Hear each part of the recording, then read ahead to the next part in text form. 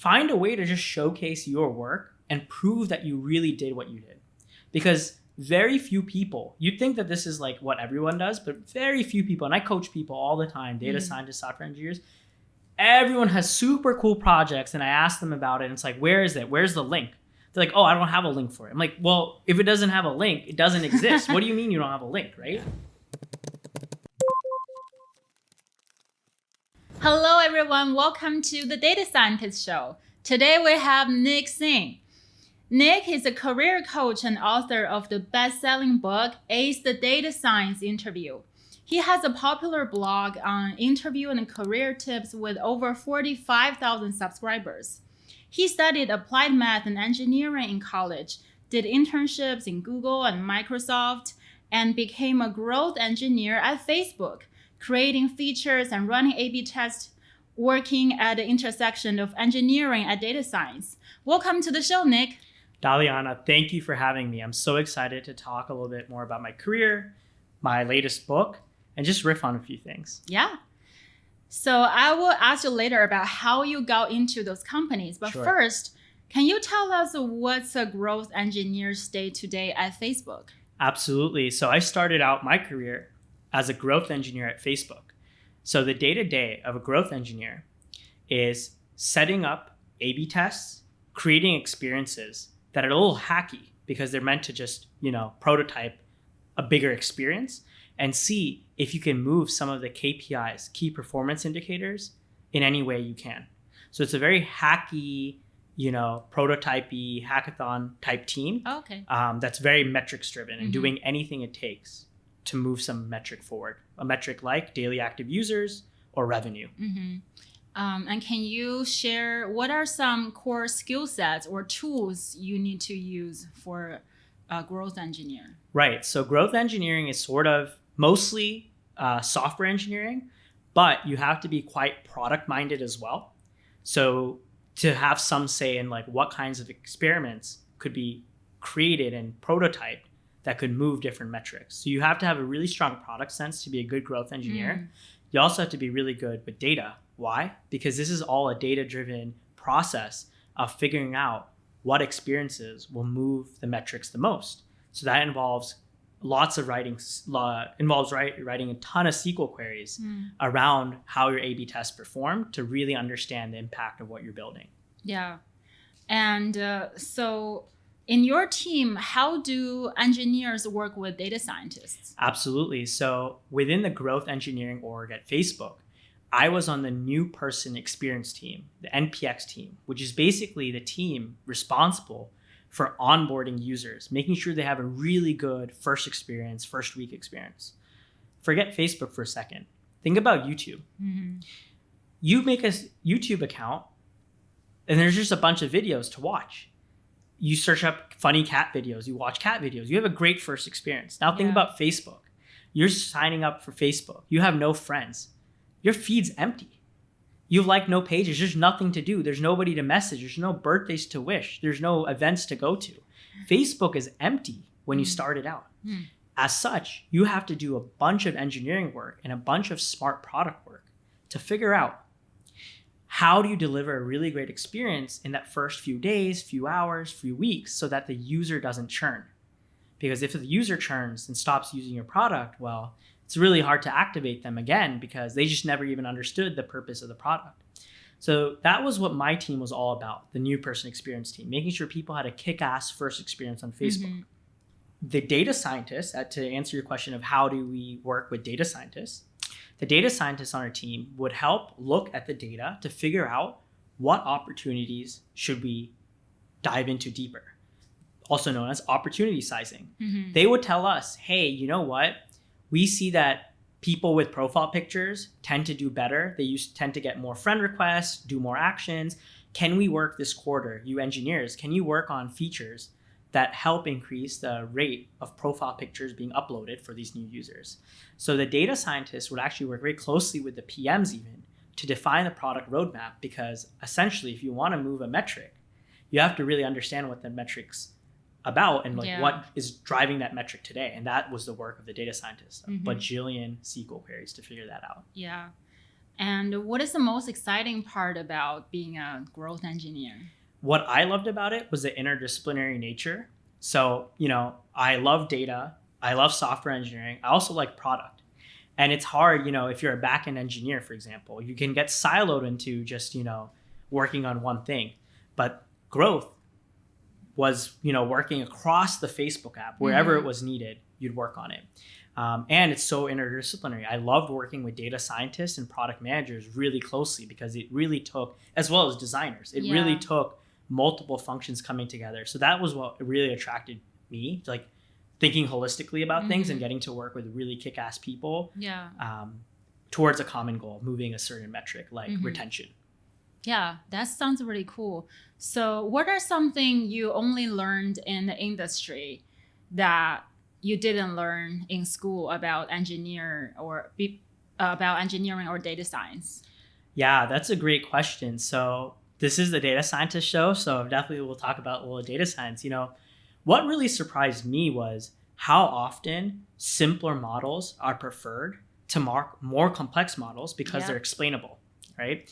In school or in Kaggle, we're so often trying to optimize some performance metric like AUC.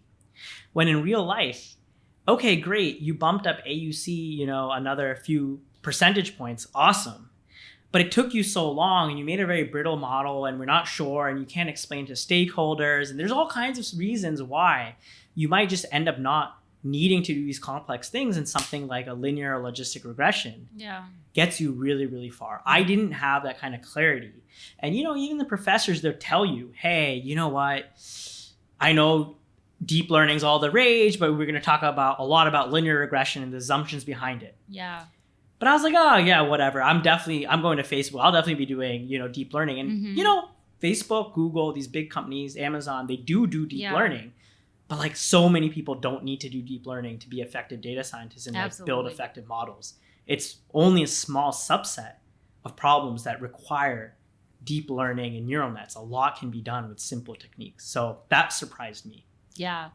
And I always advise people, if you can solve something with a simple regression, you don't need to use very complicated method. Your job is to solve the business problem.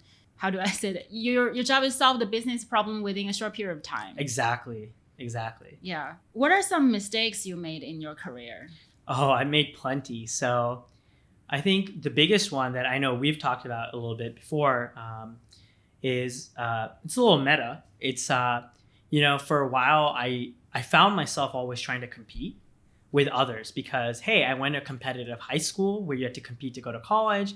In college, we're all competing for getting these top jobs. And at some point, I forgot, what do I want to be doing? And why am I competing with others, right? So when I was at Facebook, I was an average software engineer. On a good day, I was average, right? And I had to work hard to be average. Why? Because these FAANG companies really do employ some really talented people. Yeah. But I had other skills. As I mentioned, I'm interested in the interdisciplinary stuff. I'm interested in data science. I'm interested in design. I'm interested in product. But those skills weren't exactly being used as much as they could have been because at the end of the day, no matter how interdisciplinary your job is, I'm an entry-level software engineer. Yeah. That's what I'm paid to do. And all the other stuff is just a bonus. I found myself competing a lot and realizing, like, why am I working so hard to compete with others to climb this corporate ladder when I think I have other skills that could be valued elsewhere? Or maybe being an entry-level software engineer is not good for someone like me who's interested in software and data and a whole bunch of other things. So that was probably the biggest thing, just this friction of like trying to fit into other people's mold and trying to compete with others for the promotion or that, because that's what I've been trained to do. Yeah. When in reality, I feel these days so much of a career success isn't about competing with others. It's about finding your niche and doing the things you like are good at naturally, as well as like are genuinely interested in for the sake of yourself and your happiness, not to compete with others because that's what's needed to get promoted. Yeah, I love it. In terms of finding your niche, how did you find your niche? Honestly, the same way most people find their niche, random luck, right? But I don't want to make it seem like, oh, you'll just find it randomly. I think it was a lot of intentional different things I did one way or another that pushed me to try new things. And each time I tried a new thing, I learned a lot about what I liked, but just as important, I learned a lot about what I didn't like, right? So you think about this big world with a whole bunch of skills you could have. Each time you're getting valuable information, what do I like, what do I not like, right? Over time, you have all these different experiences and you start making a Venn diagram and you can actually pinpoint pretty, try enough things in different domains and you can start learning what are the things you're good at that you like to do and people value. That's the holy grail. So for me, it was just doing side projects in college, having a variety of different jobs in data science, data infrastructure, software engineering, working at different companies, both large and small, having side hobbies like being a DJ in high school and writing career advice later on. Yeah. Those are all these things I had to do to find this book, to make this book, right? Yeah. I had to be writing career advice, know something about data science, work at some of these companies, and be okay putting myself out there, which is something I learned from DJing, which is not even technical, but that's how I learned to put myself out there. It's only because I got comfortable with all those things, the technical skills, putting myself out there and practicing writing, that got me this niche. Yeah. But I didn't go out to say I want to do this book or anything like that. I didn't even know I would be doing this 2 years ago. Yeah. So that's kind of my story of how I found my niche. Yeah.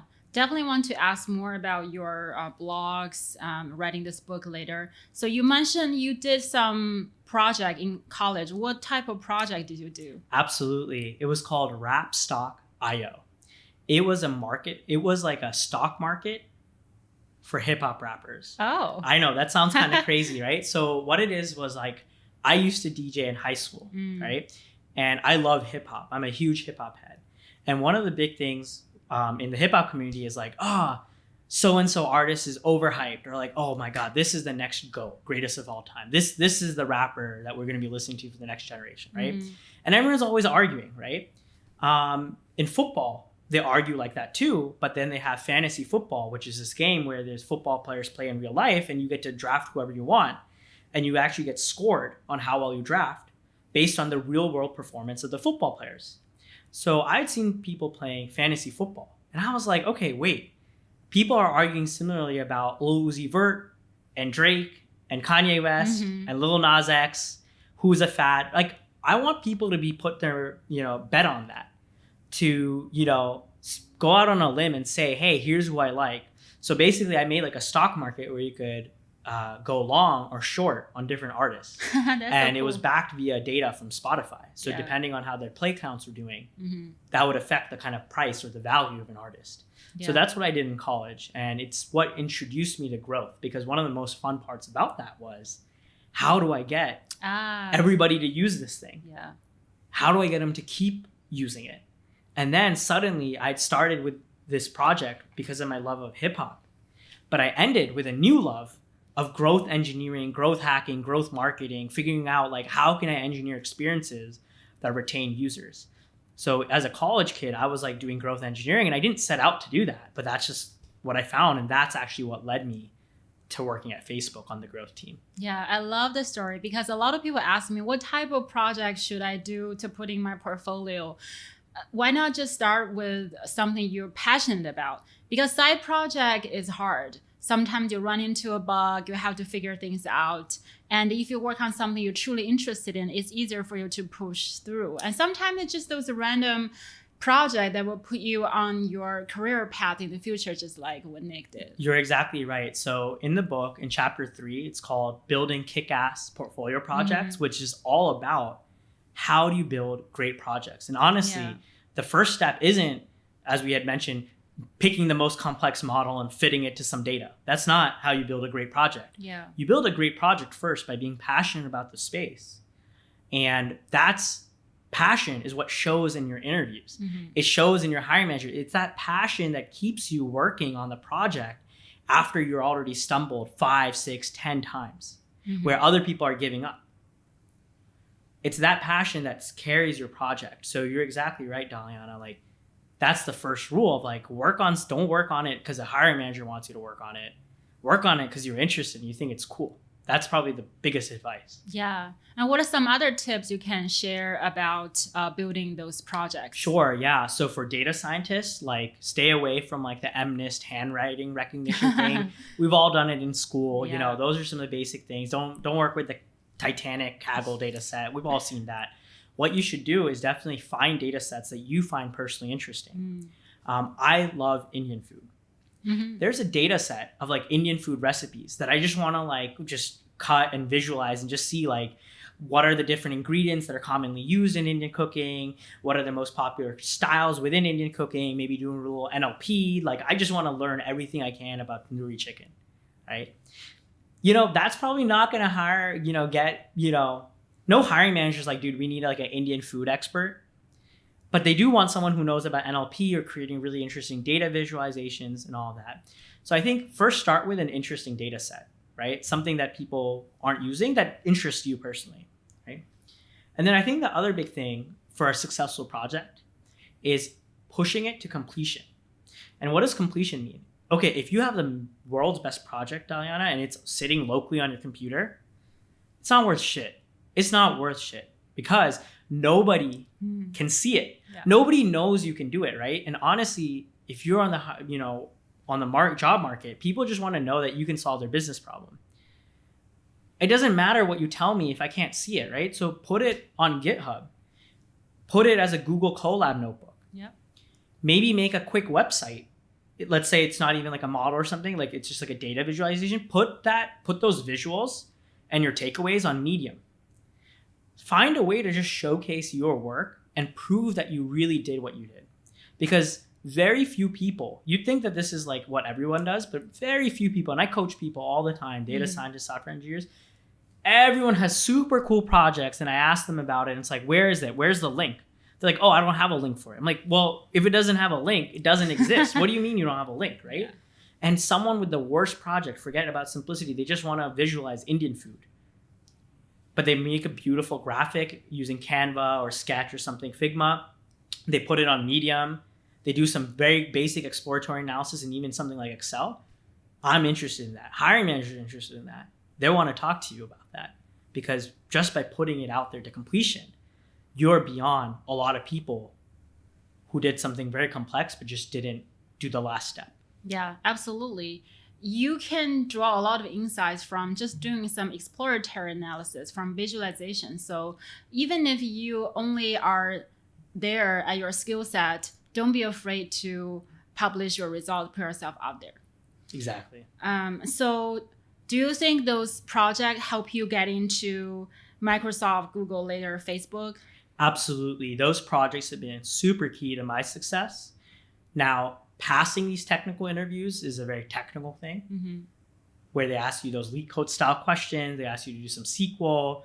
Might ask you about stat and ML for a data science position.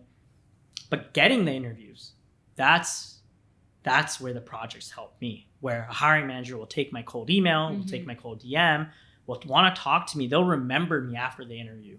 They won't remember my leak code solution. But out of the 4 candidates, you know, that both, you know, are all decent coders. Let's say there's 2 candidates, they're both decent coders.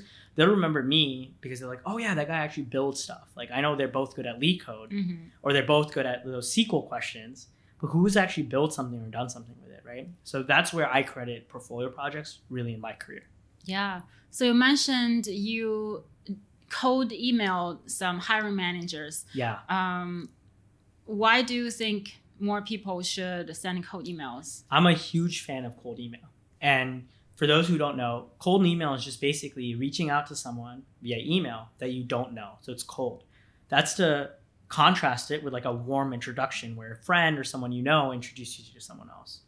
I think good people who have good skills can absolutely cold email. Now, this is not a silver bullet.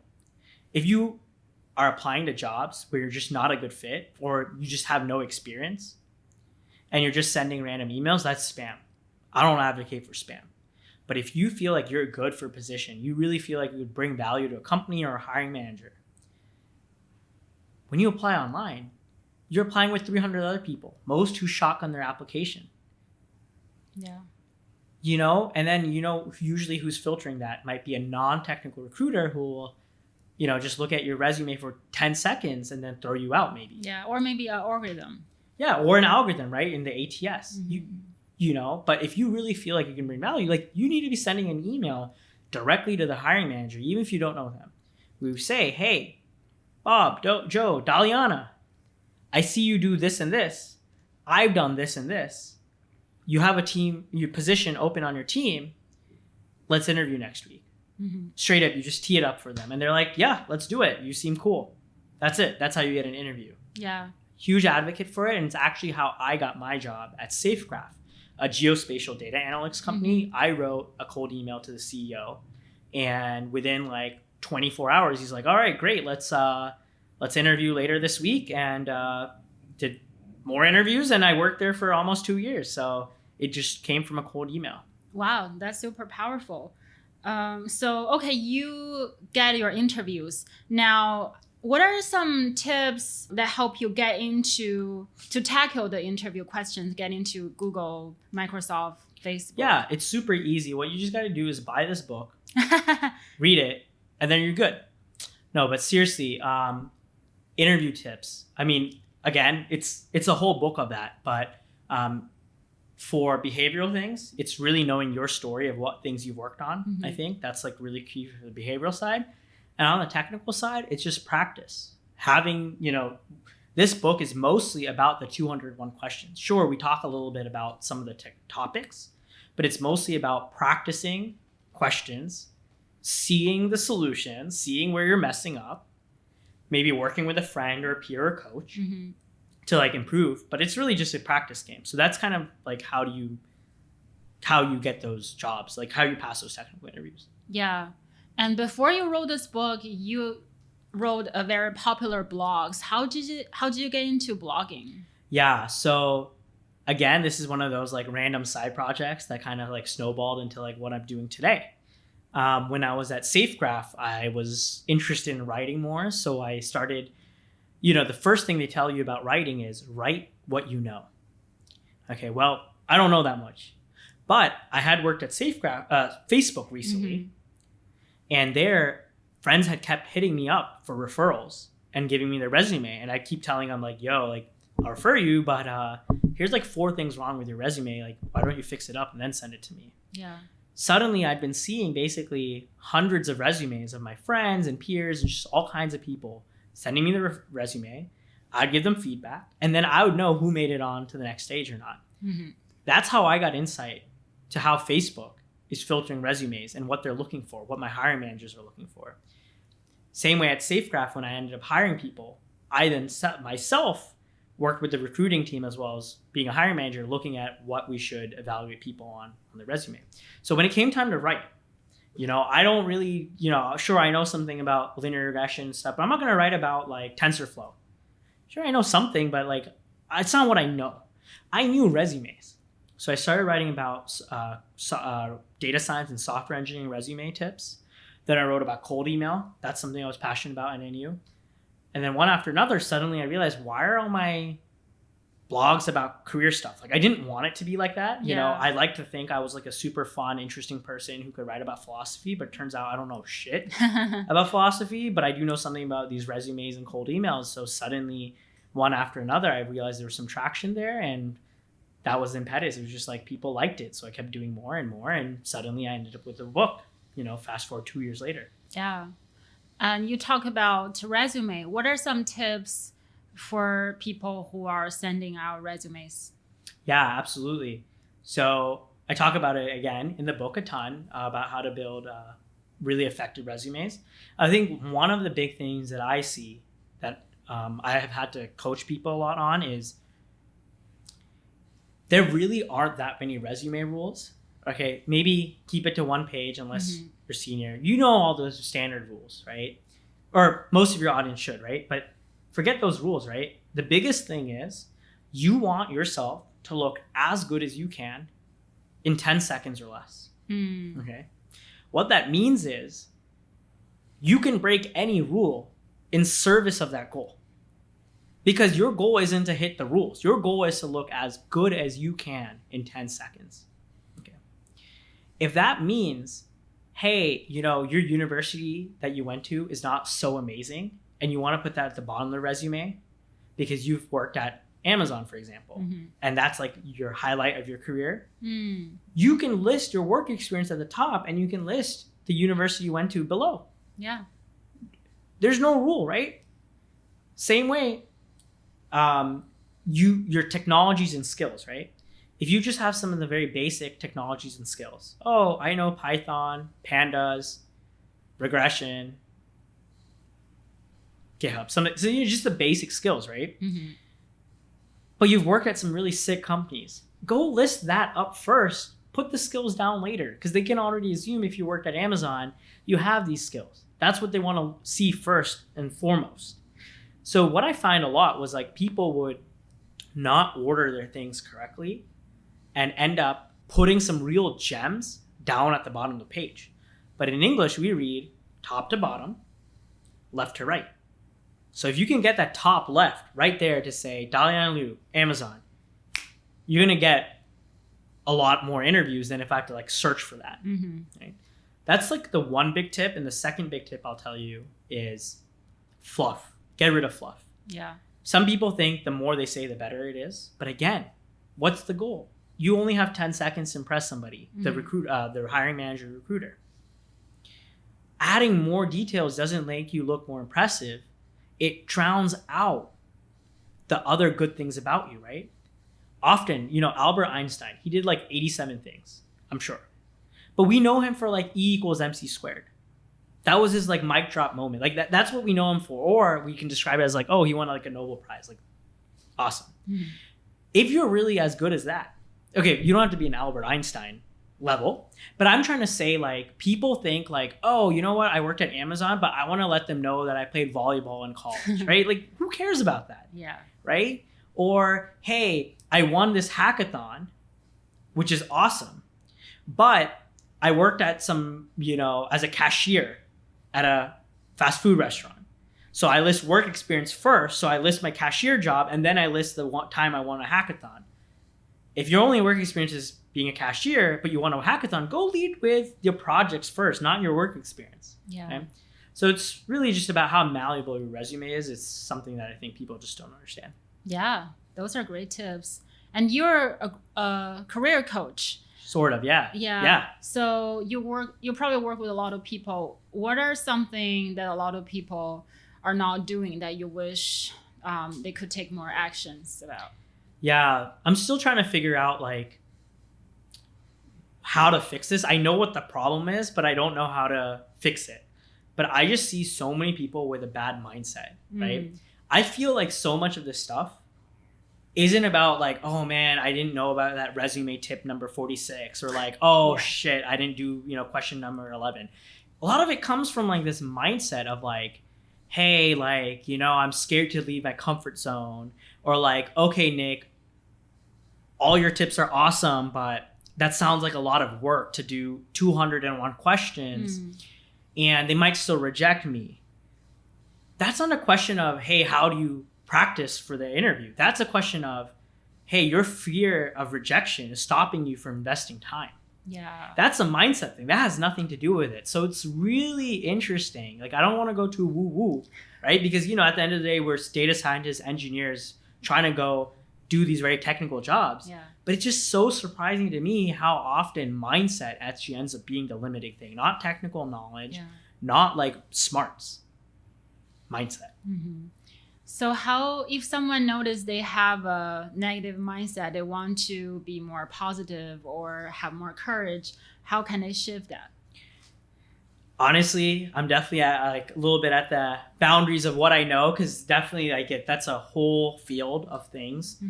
What's worked, I can tell you what's worked for me. Yeah. Right? What's worked for me is going out of my comfort zone little by little. It started with when I was DJing in high school, when I was doing that music startup, Rapstock.io in college, when it was writing just a LinkedIn post or a small blog a year or two ago.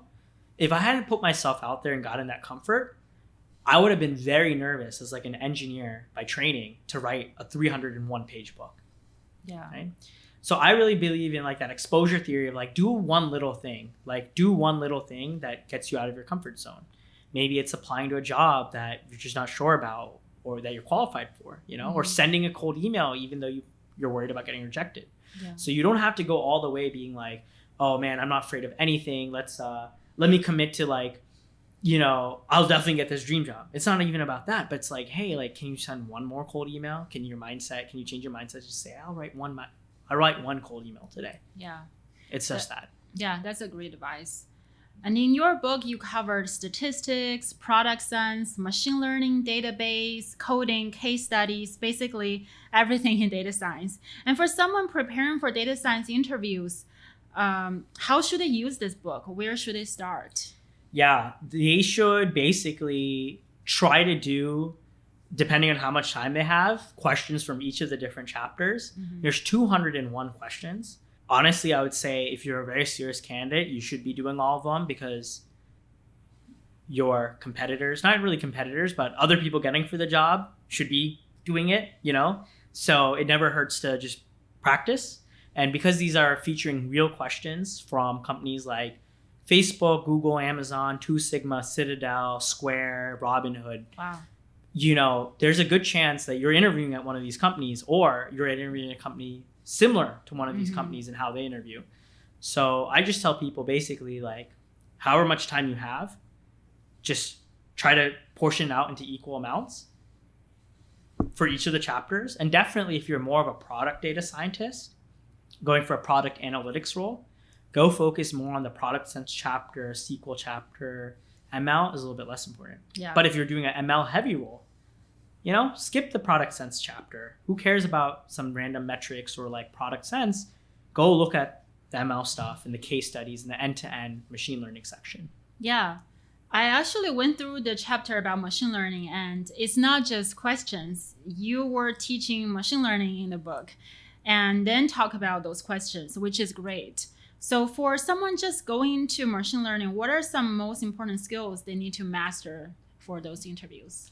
Yeah, for machine learning interviews, besides having your foundational information and knowledge through reading something like Intro to Statistical Learning, or if you're up for it, Elements of Statistical Learning, it's harder cousin, Besides having your foundational there, I think one big thing we've seen coaching people for machine learning interviews has been people jumping into a solution without asking good qualifying questions, right? And that's actually why we went above and beyond in the ML chapter to really explain to people hey, forget the math behind linear regression for a second. How, if you're approaching an open-ended question, should you ask good questions and figure out the purpose? You need to figure out those things before you give a technical solution. So that's probably the biggest thing we've seen is working with candidates because, honestly, people are really smart. And if we're doing a one-on-one coaching, I'm not going to tell you about some new math concept or hey, correct some really small detail. It's really more about the approach to these problems. And the big approach issue is people just jumping in. Yeah. And I really like the part you wrote about case interviews. A lot of people struggle with it. Can you give us more tips about doing case interviews? Yeah. I think, again, we go back to that clarifying thing of clarifying what is the problem is being asked is half the battle, because what they're really looking for often is how do you scope these open-ended questions, right? The question is open-ended on purpose for you to scope it down with them so that they can understand how do you think about a problem, right? It's not really even about the answer that you land on or the design you land on. It's more about how did we get there? What questions did you ask to get there? So I think asking really good clarifying questions, again, is something to do for open-ended case questions. The other thing is do your homework. Okay. Companies will often ask an open-ended case question about their own business. Yeah. Okay? So a quick hack to do better is to actually know about the business you're interviewing with and know the product you're interviewing with. That will help you ask better clarifying questions and give a more realistic solution. Ideally, a good interview question should assume you know nothing about the business, and anyone without context should be able to solve it equally well if they're equally smart. But in real life, people don't come into these open-ended problems with the same information. That's why we hire people with domain experience. Yeah. So if you can hack your own domain experience by using the product, doing a lot of company research, when you come into that open-ended case question, you're already like a step above other people who might be more technically better or have solved more open-ended questions, but just like don't know much about the product. Like Dalian, it was nuts. People, when I was at Facebook, would be like openly, like during interviews, like, oh, I don't use Facebook, you know, which is cool. Yeah. Which is fine if you're a back-end software engineer. Great. You don't need to know how Facebook works if you're just trying to keep the uptime of some small service very high. But if you're a product data scientist or doing product analytics, how can you give good suggestions?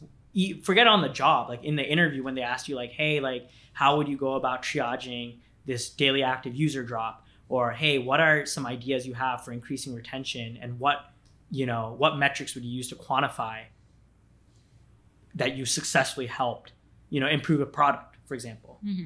Having an understanding of what Facebook and their products do is so obviously important, yet people skip it. And this gets even more important for smaller companies, right? So, okay, you don't use Facebook, they might still hire you. Imagine you come to a small company, a startup, and you just straight up like, yeah, I don't really know about this product, or like, I know there was an app. I know, like, for example, you're interviewing at Clubhouse or Twitter, or forget Twitter. Twitter is big, but there's so many things where you just had to spend 5 minutes downloading the app, but that people would just be like, oh, I didn't download the app. Yeah, but I'm interviewing. I'm like, okay, cool. That shows me how invested you are, right? Yeah. And you might think like, oh, that's so unfair, right? But it shows up even on the technical side when we're talking about open-ended case questions. Like, how much did you prepare and how much do you care about the company? Right. So forget about the behavioral stuff, which will anyways be weak if you don't even download the app and like use it. Even the technical side will be weakened if you don't do your good homework. So that's another big tip I tell people. Yeah, I love that. So we talk about your career, your book. You previously mentioned you were a DJ in high school. Can you tell us more about it? Yeah, it was super fun. So I was a hip hop and Bollywood DJ. Yeah. And I grew up in Northern Virginia, about 30 minutes outside of DC in Fairfax County.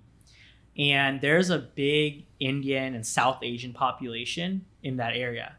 So when people would have sweet 16s or graduation parties, these Indian American folks would want a DJ that would play something like Flow Rider or 50 Cent, but also play Indian music and Bollywood music for the uncles and aunties at the party too. Yeah. So I had this niche where, they're definitely way better DJs than me. And there were actually way better even Indian DJs than me, but they would be doing $2,000 weddings. But there were not too many high school DJs DJing like sweet 16s and graduation parties. So I was a DJ because I loved music. I loved sharing music with others. And it was just so much fun. Like at the end of the day, I do things that are fun. So I was a DJ. And what I learned from that was just being able to put myself out there. And the other huge thing I learned was, I was a nerdy, awkward Indian kid. I did not look like a DJ. I used to do math team. I was not cool, right? And people would actually make fun of me when I was DJing, right? Like, who does Nick think he is to be doing any of this, right? Like, stay in your lane. And yeah, I did 25 events, made about $6,000 to $7,000. Wow. DJ'd events for up to 500 people. I DJ'd 25 paid events, right? Forget the free ones I did just for fun parties. And anyways, I did that in high school. And the biggest lesson I learned was the world is a malleable place. And a lot of people will doubt you. But if you really relentlessly pursue something, even if it's a little crazier out there, but you're resourceful, you'll Google things, you'll learn, you won't listen to people, you'll have a thick skin, and you'll like just keep pursuing, and you won't give up too early when most other people would give up. Most things are achievable easier than what people think. It's just that most people have negative self-talk and non-supportive friends, or like, they give into the gossip or the back talk, or they themselves just give up, or they feel uncomfortable, right? It's a lot about comfort zone, right? But once you can go over those barriers, you can do a lot of things, right? So DJing was the first time I was like, wait, I'm a nerd from that team. How am I actually making money as a DJ? Like, why is this working? Like, I'm not musically talented. Why is this working? Like, I'm not afraid to say that. And yeah, I just follow that over and over again. Like, I'm not a good writer. Look, I have a 301 page book. It's a bestseller on Amazon. We're ranked today Yeah. the 1,800th best-selling book out of like the 9 million books on Amazon, right? So we're up there with To Kill a Mockingbird. Like there's only 1,800 books on all of Amazon. And Amazon has basically every book, right? So we're talking like all books of all time. Yeah. Only 1,800 of them are selling better in the last few days than our book. But I didn't study liberal arts. I didn't study any of that. It's just that people said, hey, like, you know, this is really hard and everything. I was like, let's try it. Let's try to do a good effort. Let's learn. Let's grow. And I know it's uncomfortable and people are going to find typos and mistakes in the book.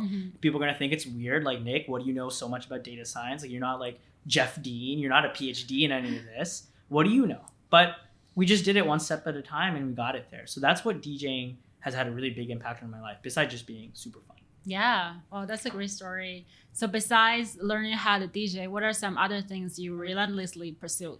I love that beginner feeling, right? So for a while, right now, actually, so the book was what I was relentlessly pursuing. For a little while, it was dance. I was interested in getting better at dance. Maybe it was more at the hobby level. I didn't think I was going to be a dancer like the way that this is like my career now. Yeah. But being a good software engineer, a good growth engineer was something I relentlessly pursued.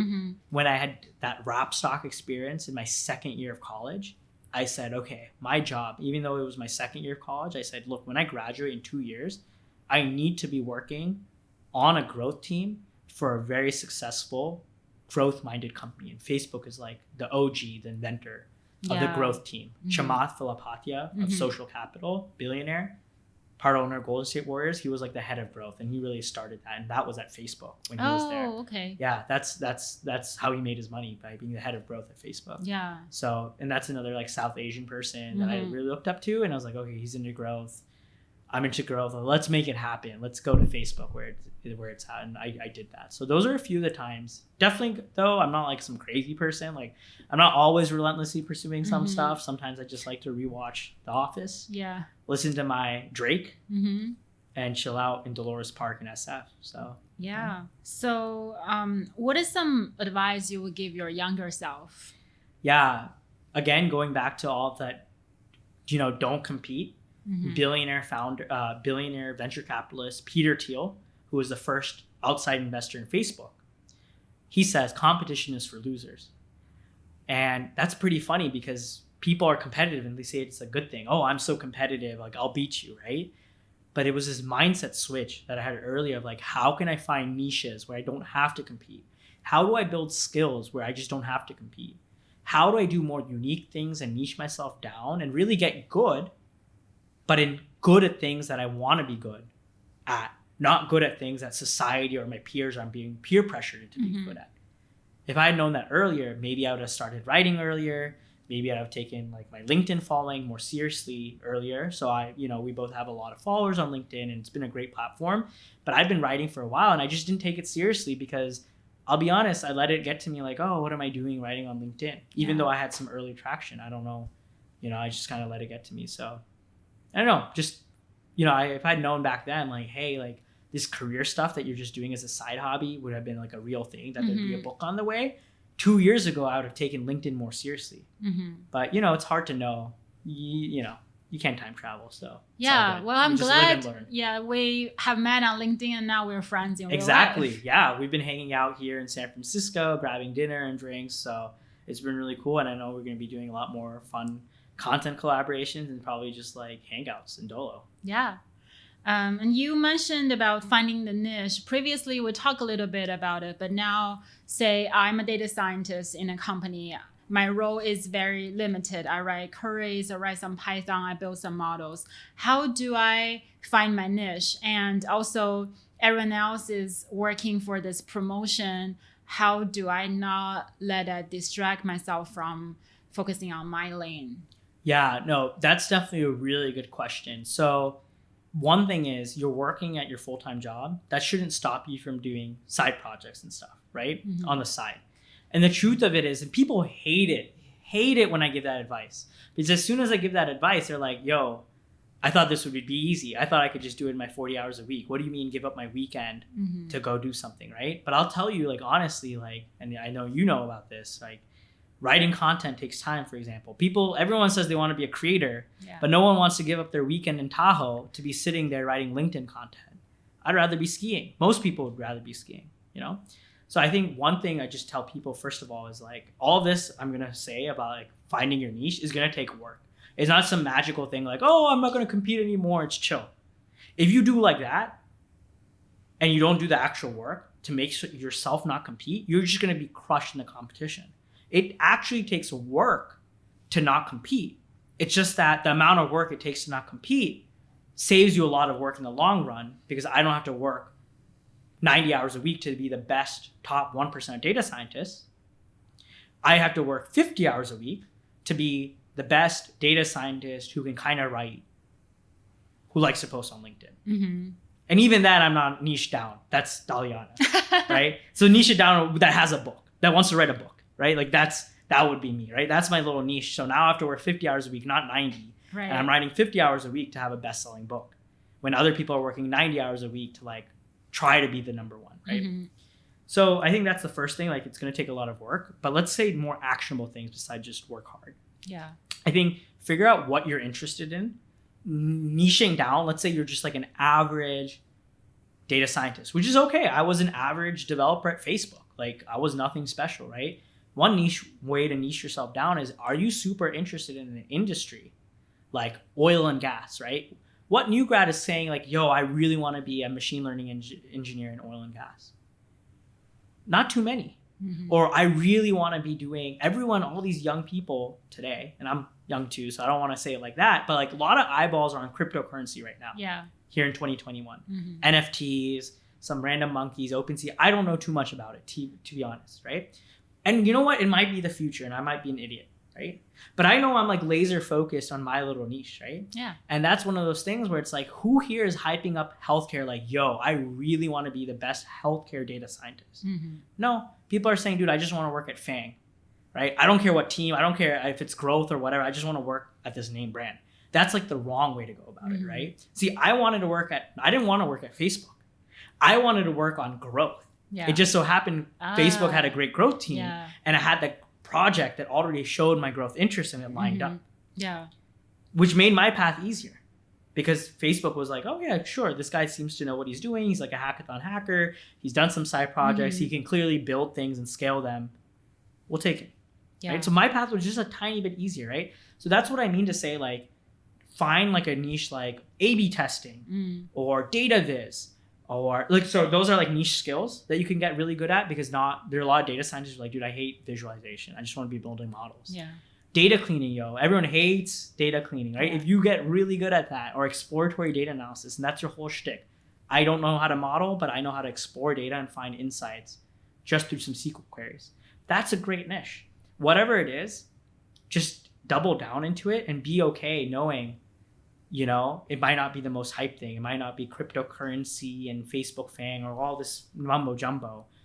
That's the kind of uncomfortableness you have to be okay with when you're niching down. But if you do that long enough and you get good, you'll have your niche, you'll own it, and then you'll find yourself being like the best healthcare data scientist, or like marketing data scientist, or anything like that. Yeah, absolutely.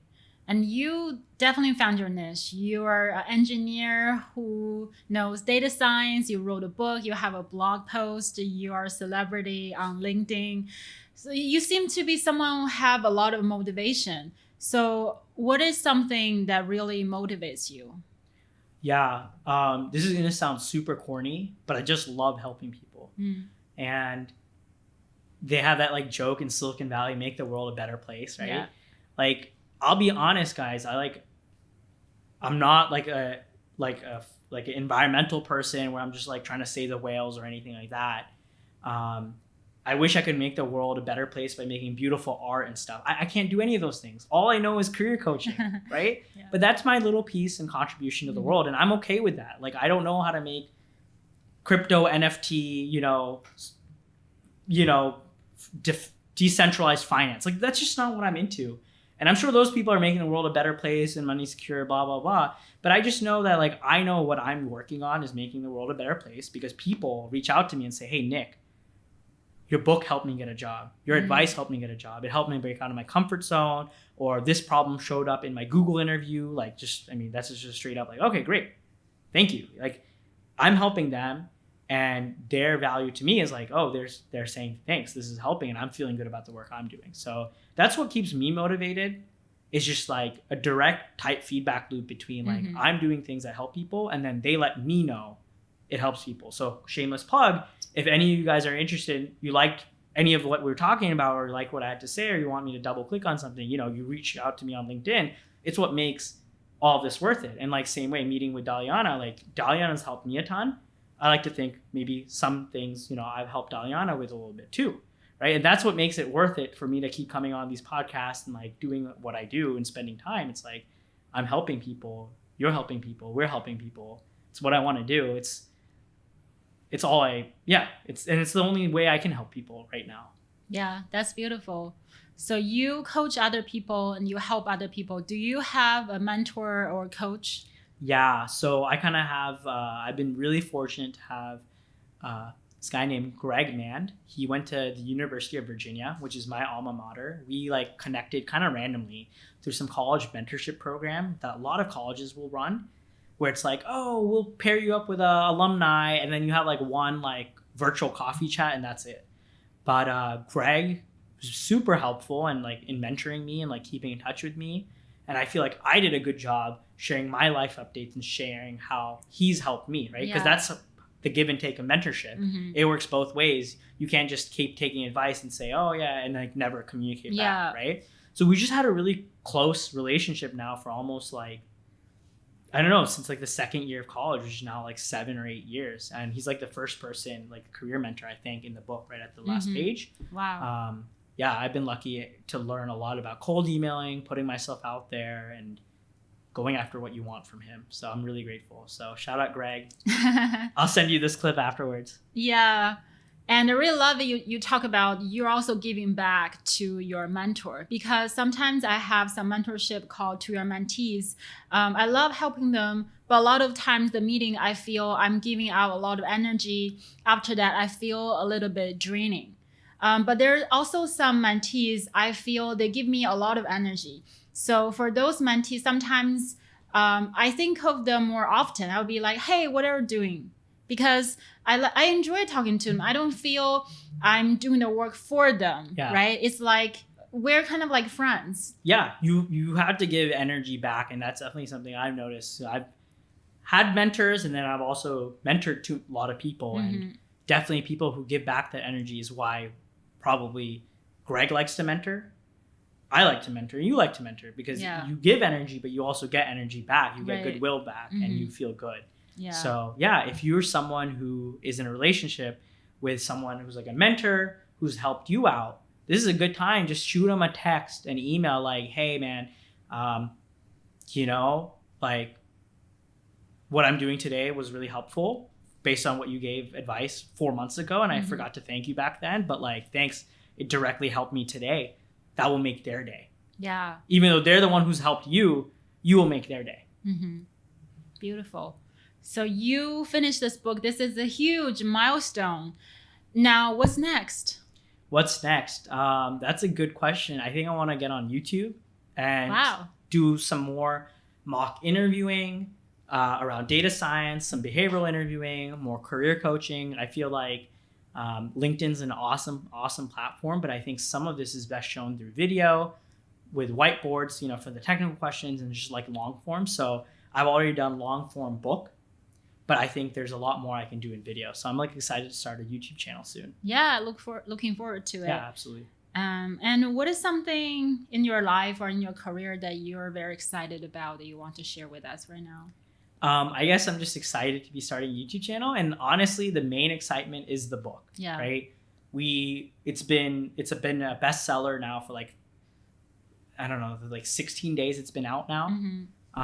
So that's just been really exciting, and just seeing, 16 days is enough time for like the early readers to come back to us with like, yo, it's helping in this way, or like, I just had my interview 4 days ago or 3 days ago, and like, it was exactly helpful. So that's probably the biggest thing that has been exciting me, is like seeing the growth of the book and just trying to see, have it reach more people. Because now that the book's done, it's a job of like anyone who's has an upcoming data analytics, data science, and machine learning interview should know about this book. Otherwise, they're going to be caught flat-footed when they don't need to be.